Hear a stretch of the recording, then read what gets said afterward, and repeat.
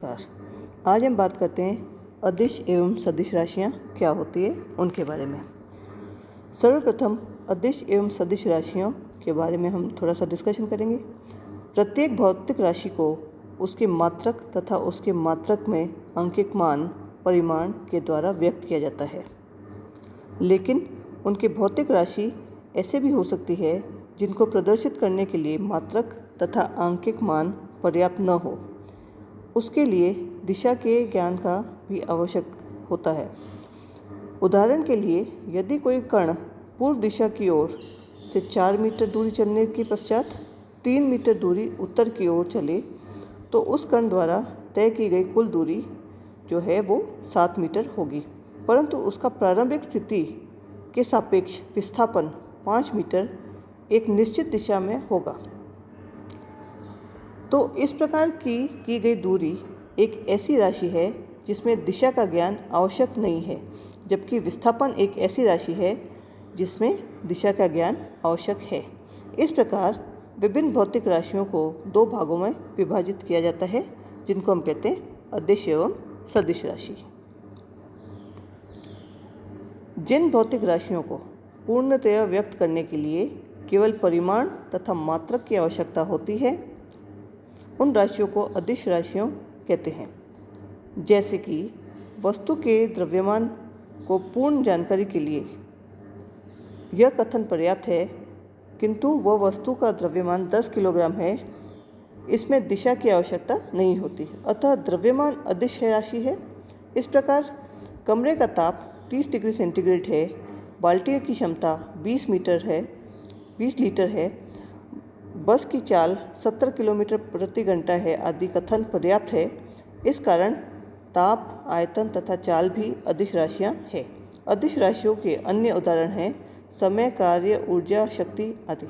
अदिश राशियाँ जोड़, बाकी, गुणा, भाग आदि में सामान्य बीजगणित का पालन करती है। अब हम बात करते हैं सदिश राशियों के बारे में, जिनको हम वेक्टर्स भी कहते हैं।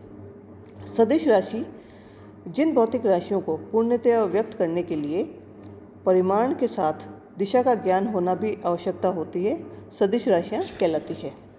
उदाहरण के लिए, किसी वस्तु पर बल के संपूर्ण प्रभाव की जानकारी के लिए बल के परिमाण के साथ साथ इसकी दिशा के ज्ञान की भी आवश्यकता होती है। बल के केवल परिमाण से यह पता नहीं चल पाएगा कि बल के प्रभाव से वस्तु किस दिशा में गतिशील होगा। इसी प्रकार विस्थापन में किसी विस्थापन हुआ यह जानने के साथ यह जानना भी आवश्यक होता है कि विस्थापन किस दिशा में हुआ है। अदिश राशियों के उदाहरण हैं बल, विस्थापन, वेग, त्वरण, संवेग आदि। सदिश राशि होने के लिए यह भी आवश्यक है कि वे सदिश राशियों के योग के विशिष्ट नियमों या संयोजन के समांतर चतुर्भुज नियम, त्रिभुज नियम तथा बहुभुज नियम का पालन करें। इस तथ्य को स्पष्ट करने के लिए किसी तल के क्षेत्रफल पर विचार करते हैं। क्षेत्रफल को सदिश की भांति प्रयुक्त किया जाता है, क्योंकि इसमें परिमाण के साथ दिशा का ज्ञान भी आवश्यक होता है। क्षेत्रफल सदिश की दिशा में अनुसार पृष्ठ के लंबवत बाहर की ओर मानी जाती है, परंतु यदि 2 या 2 से अधिक क्षेत्रफलों का योग करना हो तो इस योग में सामान्य बीजगणित का पालन किया जाता है तथा परिणामी क्षेत्रफल की दिशा का ज्ञान इस प्रक्रिया से प्राप्त नहीं होता है। इस प्रकार गणितीय प्रक्रिया में क्षेत्रफल को सदिश की भांति मान सकते हैं, परंतु वस्तुतः यह सदिश नहीं होता है। इसी प्रकार अत्यल्प कोणीय विस्थापन सदिश माना जाता है, जिसकी दिशा घूर्णन के अक्ष के अनुदिश दक्षिणावर्ती नियमानुसार होता है, परंतु सामान्यतः कोणीय विस्थापन को सदिश नहीं मान सकते। सदिश जो रेखीय गति से संबंधित हो उसे ध्रुवीय सदिश या पोलर वेक्टर या केवल सदिश कहलाता है, एवं सदिश जो किसी अक्ष के पूर्ण घूर्णन से संबंधित हो अक्षीय सदिश या एक्सियल वेक्टर्स कहलाते हैं। उदाहरण स्वरूप विस्थापन बल, रेखीय संवेग, ध्रुवीय सदिश होते हैं। इसका प्रारंभ एक निश्चित बिंदु से होता है। बल युग्म, कोणीय वेग, कोणीय संवेग, अक्षीय सदिश होते हैं। इसी दिशा घूर्णन अक्ष के अनुदिश दक्षिणावर्ती पेच नियम के अनुसार होता है।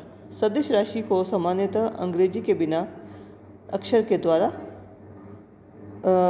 अंग्रेजी के किसी अक्षर के द्वारा प्रदर्शित किया जाता है और इसके उपयोग के लिए हम कोई भी अंग्रेजी का एक अक्षर काम में ले सकते हैं। पुस्तक में या तो गहरे अक्षर बोल्ड फेस लेटर के रूप में छपा होता है, जैसे कि A, B, C आदि के सामान्य अक्षर के ऊपर तीर का निशान लगाया हुआ होता है, जैसे कि A के ऊपर तीर, B के ऊपर तीर आदि। किसी सदिश राशि जैसे बल का परिमाण हो तो दोनों ओर ऊर्ध्वाधर रेखाओं के द्वारा या F के बिना तीर के निशान के द्वारा प्रदर्शित किया जाता है। इसे सदिश का मापक या मॉड्यूलस भी कहते हैं। अब हम बात करते हैं जो अलग अलग हमारे पास में उदाहरण हैं उसके बारे में हम बात करते हैं। अदिश राशियों के उदाहरण हैं समय, कार्य, ऊर्जा, शक्ति, द्रव्यमान, ताप, आयतन।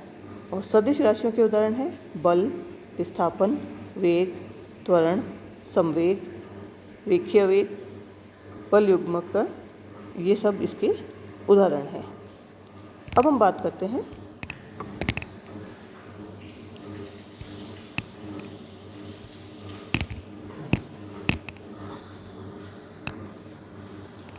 अंग्रेजी में स्केलर क्वांटिटीज़, वो है which have magnitude but no direction. Examples are distance, speed, mass, energy, density, power, length, area, volume, time, temperature and work. Vector quantities have examples of magnitude and direction. The examples are displacement, velocity, weight, acceleration, force, impulse, pressure, momentum, gravity and drag. These are all examples of vector quantities. But how are they defined? The definition of scalar and vector quantities are as follows. Any physical quantity having only magnitude is called a scalar example. The examples are speed, mass, etc. Any physical quantity which has both magnitude as well as direction is called a vector. The examples are velocity and acceleration. Thank you.